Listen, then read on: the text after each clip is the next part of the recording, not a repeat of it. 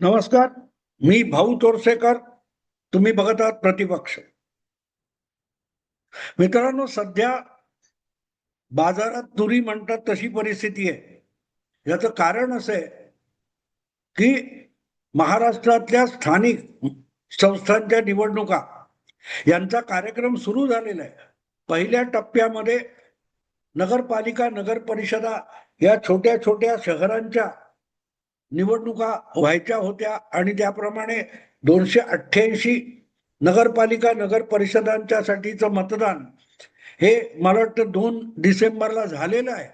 पण त्याच्यात काही गडबडी निघाल्या आणि काहीतरी 20-25 नगरपालिकांचं मतदान हे परत घ्यायचं ठरलंय आणि मग त्या मतदानावर प्रभाव पडू नये म्हणून आधी झालेल्या म्हणजे 2 तारीखला झालेल्या सगळ्याच्या सगळ्या ज्या नगरपालिकांच्या मतदान आहे त्याची मोजणी कोर्टाने रोखून धरलेली आहे, हायकोर्टाने रोखून धरलेली आहे आणि त्यावर सुप्रीम कोर्टाने शिक्कामोर्तब केलंय आणि त्यामुळे या परत जिथे रिपीट किंवा पुढे ढकललेलं मतदान व्हायचंय ते मतदान झाल्यानंतर 21 डिसेंबरला एकत्रित सगळ्यांचं मतमोजणी होणार आहे. मुद्दा इतकाच आहे की त्यानंतर हे निकाल पटकन लागले असते तर बऱ्याच ज्या गोष्टी महाराष्ट्राच्या राजकारणामध्ये थोड्याफार स्पष्ट झाल्या असत्या. कारण या निवडणुका या स्थानिक पातळीवरच्या आहेत, या नेत्यांच्या किंवा पक्षाच्या असण्यापेक्षा या निवडणुका कार्यकर्त्यांच्या आहेत आणि म्हणून त्यामध्ये नेत्यांच्या भूमिका किंवा नेत्यांचे दावे प्रतिदावे आणि नेत्यांची प्रतिष्ठा यापेक्षाही स्थानिक कार्यकर्त्यांच्या भावना, आकांक्षा याला प्राधान्य असलं पाहिजे, हीच भूमिका जवळजवळ सगळ्या पक्षांनी घेतलेली आहे. आणि त्यामुळे महाराष्ट्रात जे राजकारण महायुती आणि महाविकास आघाडी या 2 गटामध्ये विभागलं गेलेलं आहे त्याला सुद्धा या 288 नगरपालिका वगैरे निवडणुकांमध्ये छेद मिळाला. कारण अनेक ठिकाणी आपण बघितलं की महायुतीतला एखादा पक्ष आणि महाविकास आघाडीतले 2 पक्ष मिळून एक नवीन आघाडी त्या त्या शहरापुरती तयार झाली. महाविकास आघाडीतला एक पक्ष आणि महायुतीतले 2 पक्ष एकत्र येऊन तिसरीच आघाडी कुठेतरी तयार झाली.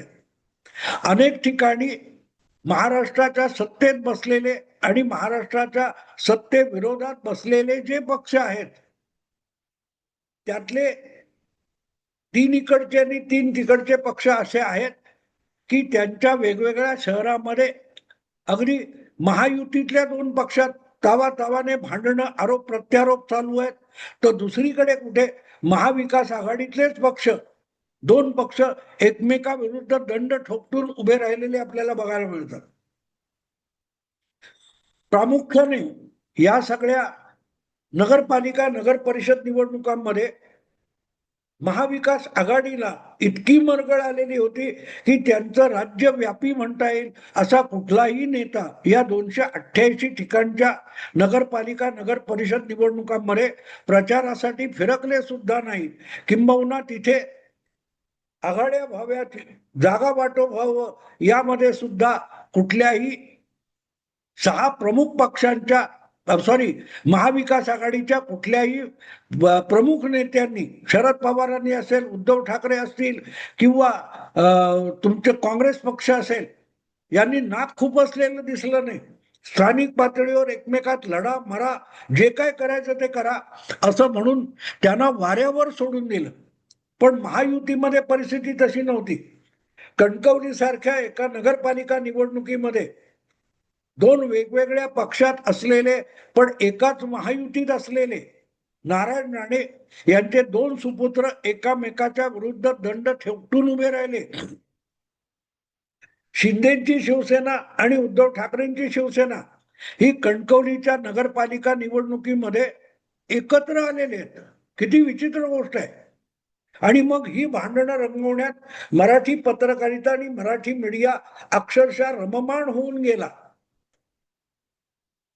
आणि मग तेच थोडंसं कुठे त्या शहाजी बापूंच्या सांगोला मतदारसंघ असेल किंवा आणखीन कुठे कुठे दिसलेलं आहे, रायगडमध्ये दिसलंय, पुण्याच्या, साताऱ्याच्या, कोल्हापूरच्या, कुठल्या ना कुठल्या जिल्ह्यातल्या कुठल्या ना कुठल्या शहरामध्ये एकमेकांविरुद्ध उरावर बसलेले युतीतले किंवा महाविकास आघाडीतले पक्ष आपल्याला दिसलेले आहेत.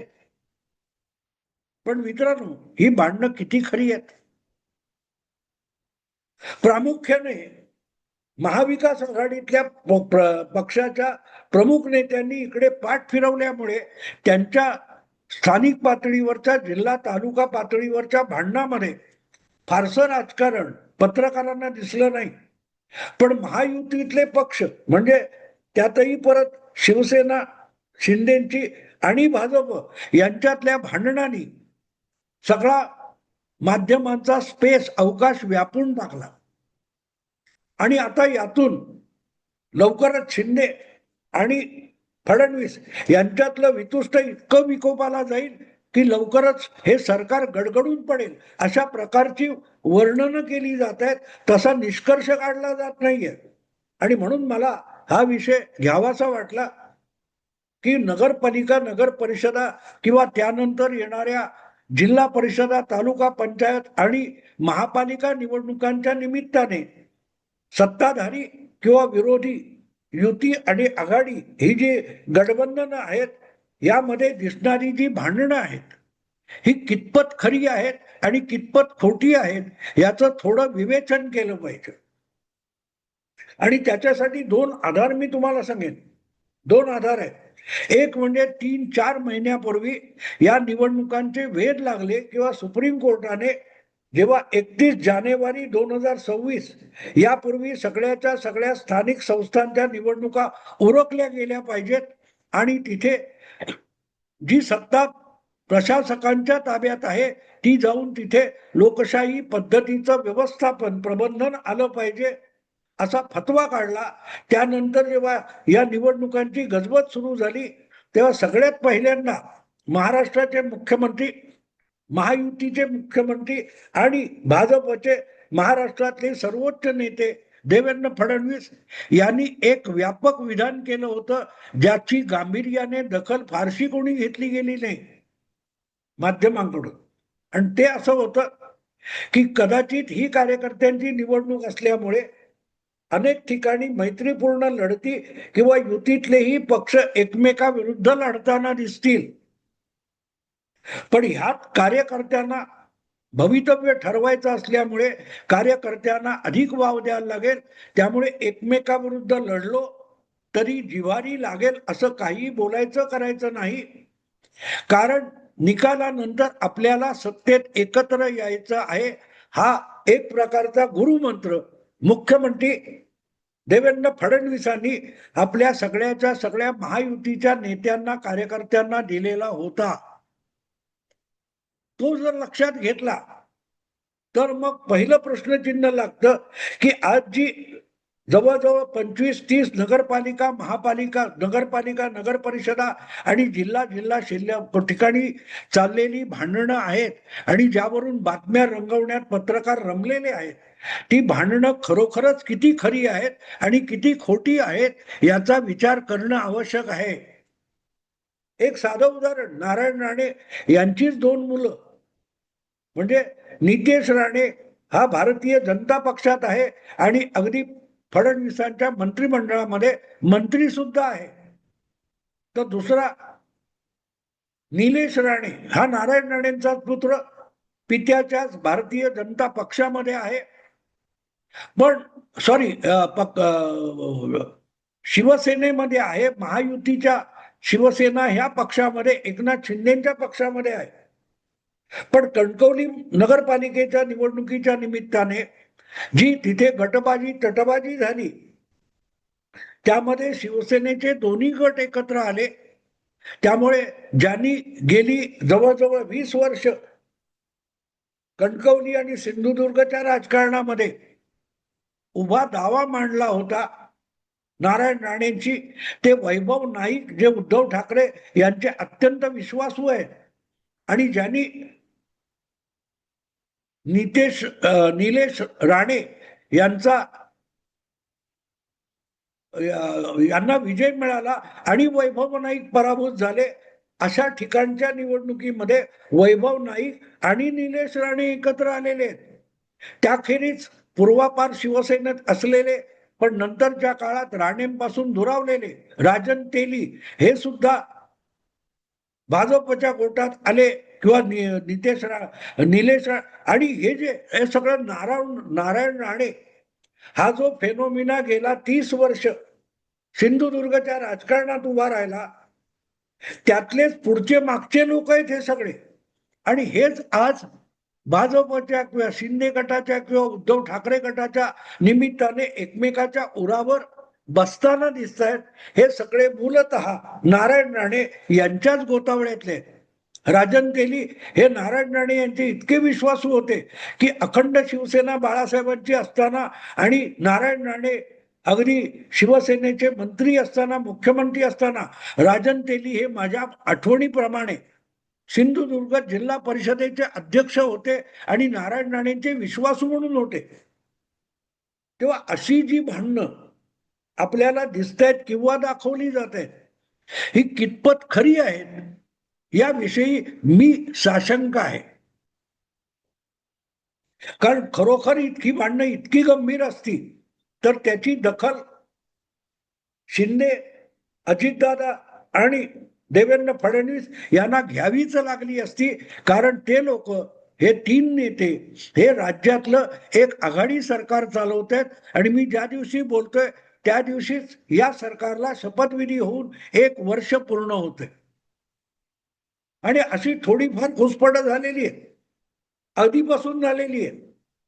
महाडचे भरत शेठ गोगावले आणि रायगड मधल्या दुसऱ्या मंत्री सुनील तटकरेंची कन्या यांच्यामधून विस्तव जात नाही. रायगड जिल्ह्यामध्ये युतीमधलेच अजितदादांची राष्ट्रवादी आणि एकनाथ शिंदेची शिवसेना या दोघांमधून विस्तव जात नाही, एवढी कमालीची विकोपाला गेलेली भांडणं आहेत.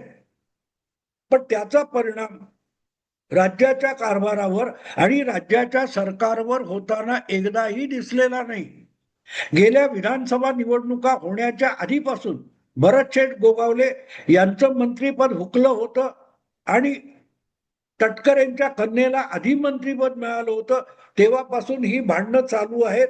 तरीही लोकसभा विधानसभा निवडणुका महायुती म्हणून एकत्र लढवल्या गेल्या, जिंकल्या गेल्या आणि आज दोघेही मंत्रिमंडळात आहेत. आता त्यांच्या नगरपालिकांवरून भांडणं चालू आहे, पालकमंत्री पदावरून भांडणं होती. पण त्याचा गेल्या 2.5-3 वर्षामध्ये राज्याच्या सरकारवर आणि सरकार म्हणून युतीच्या राजकारणावर जर कुठलाही विपरीत परिणाम झालेला नसेल तर मग ही भांडणं किती गंभीरपणे घ्यायची हे पत्रकारांनी जरा शांत डोक्याने ठरवलं पाहिजे. सुतावरून स्वर्ग गाठणं अशी एक उक्ती आपल्या मराठी भाषेमध्ये आहे. आजकालचे पत्रकार सुतावरून स्वर्ग गाठतात. आणि मग आता यांचं भांडण झालं, शिंदेची कोंडी सुरू आहे, शिंदेचे 2 मंत्री कसे रडारवर आहेत. अरे ज्या वेळेला तुमचे धनंजय मुंडे यांना अक्षरशः टार्गेट करण्यात आलं, भारतीय जनता पक्षाच्या सुरेश धस यांच्याकडून टार्गेट करण्यात आलं, त्यानंतरही जर अजितदादा आणि देवेंद्र फडणवीस यांच्यात विकोपाचं वितुष्ट आलं नाही आणि अखेरीस परिस्थिती अशी आली की धनंजय मुंडेंना आपल्या मंत्री पदावरून पाय उतार व्हावं लागलं. छगन भुजबळ यांना मंत्रिमंडळाच्या बाहेर ठेवावं लागलं होतं. मुंडे गेल्यामुळे जी रिकामी झाली जागा ती भुजबळाला मिळाली. पण त्यातून युतीला कुठचाही तडा गेला नव्हता. जरांगे पाटलांनी गेल्या गणेशोत्सवामध्ये अक्षरशः धुडगूस घातला, हैरोस घातला. पण म्हणून युती टळमळली नाही. माध्यमामध्ये रसभरीत वर्णन येत होती. अगदी भूकंप झाले, हादरे झाले, सुनामी आली, ह्या सगळ्या गोष्टीतून महायुती अगदी धडधाकट राहिलेली आहे. सरकार डळमळीत झालं नाही की सरकारला धक्का सुद्धा लागला नाही. सगळ्या सुनाम्या आणि भूकंप अंगावरून घेऊन जी महायुती आपल्या सगळ्या पाठिंब्यासकट धडधाकट आहे आणि परत नगरपालिका निवडणुकीला तितक्याच उत्साहामध्ये एकमेकाविरुद्ध भांडत सामोरं जात आहे आणि या भांडणाचा फायदा उठवण्याची इच्छा सुद्धा विरोधकांनी गमावलेली असेल. गंमत अशी असते की अशी जेव्हा सत्ताधारी घोटात भांडणं होतात तेव्हा जे काय थोडस भोग पडलेलं असतं त्याच्यात बोट घालून त्याचा खिंडार करणं, भगदाड पाडणं, याला राजकारण म्हणतात. ते करण्याची इच्छा सुद्धा उद्धव ठाकरे, पवार किंवा काँग्रेसला होत नसेल तर सरकारला धक्का बसणार तो कुठून बसणार. पत्रकार म्हणून आणि राजकीय विश्लेषण करताना या सगळ्या गोष्टीचा, परिस्थितीचा विचार करावा लागतो. तो विचार न करता जी काय स्थानिक पातळीवर भांडणं असतात, झालं काल कडाकडा रात्री किती त्या घरातून आवाज येत होते, आज सकाळी उठून ते लगेच डायव्होर्स घ्यायला कोर्टातच गेले असणार, या निष्कर्षाप्रत आपण येतो. आणि सकाळी बघतो तर काय असतं, नवरा कामावर जायला निघतो आणि बायको लाजत मुरडत त्याला काय तो टिफिन देते आणि संध्याकाळी येताना गजरा घेऊन या वगैरे सांगते. हे जे आपण आपल्या शेजारच्या बाजारच्या गोष्टी बघतो त्यापेक्षा राजकारण वेगळं नसतं. तात्पुरती भांडणं असतात, भांडणं रंगवली जातात, पण म्हणून संसार इतक्या झटपट मोडला जात नाही. संसार मोडणं जे असतं त्यासाठी तुम्हाला शिंदे कसे फुटले हे बघावं लागतं. उद्धव ठाकरे जर आपल्याच पक्षातल्या आमदारांची मुख्यमंत्री झाल्यानंतर चांगलं वागले असते, त्या प्रत्येकाला सुस्कारत राहिले असते, त्यांच्या गरजा अपेक्षा याकडे डोळसपणे बघत राहिले असते आणि प्रतिसाद देत राहिले असते तर असे लोक एकनाथ शिंदेच्या भोवती गोळा झाले नसते आणि अमित शहा, देवेंद्र फडणवीस यांच्यावर विसंबून थेट सुरत आणि गुवाहाटीपर्यंत गेले नसते. सरकार पडण्यासाठी ही जी भांडणं असते, धुसफूस असते, ती भुसफूस ओळखून त्याचा फायदा उठवण्याची क्षमता विरोधी पक्षात असावी लागते. मुद्दाम आठवण करून देतो, ज्या वेळेला 2022 मध्ये विधान परिषद आणि राज्यसभेच्या निवडणुका व्हायच्या होत्या, ज्यामध्ये महाराष्ट्र विधानसभेचे आमदार मतदान करणार होते, तेव्हा एक जादा उमेदवार विधान परिषदेला आणि राज्यसभेला उभा केल्यानंतर देवेंद्र फडणवीसांनी एक वक्तव्य केलं होतं. त्याची या असल्या विश्लेषकांनी अजिबात दखल गंभीरपणे घेतली नव्हती.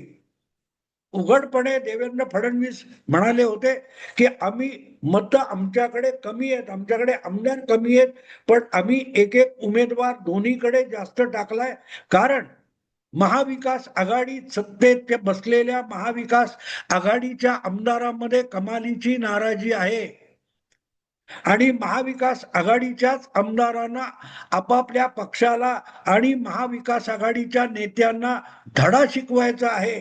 थोडक्यात महाविकास आघाडीच्या उमेदवाराच्या विरोधात मतदान करायचं आहे आणि त्यासाठी त्या महाविकास आघाडीच्या नाराज आमदारांच्या आग्रहाखातर आपण एक एक जादा उमेदवार उभा केलाय, हे देवेंद्र फडणवीसांनी उघडपणे सांगितलं होतं. पण तरी सुद्धा त्यामध्ये गंभीर लक्ष घालण्याची उद्धव ठाकरेंना, शरद पवारांना गरज वाटली नाही आणि बघता बघता 10 दिवसामध्ये महाविकास आघाडीचं उद्धव ठाकरे सरकार गडगडत जमिनीवर येऊन पडलं.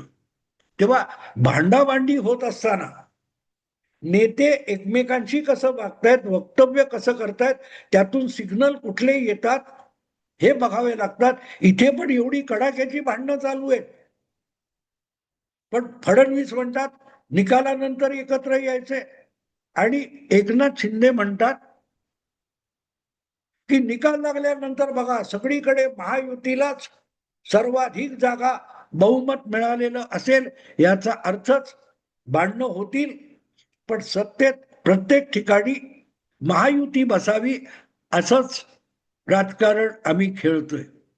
तेव्हा किती खोटी भांडणं आहेत आणि किती खरी आहेत हे प्रत्येकाने आपापलं ठरवा. मी थांबतो. आवडलं लाईक करा, शेअर करा आणि प्रतिपक्षाला सबस्क्राईब करा. नमस्कार.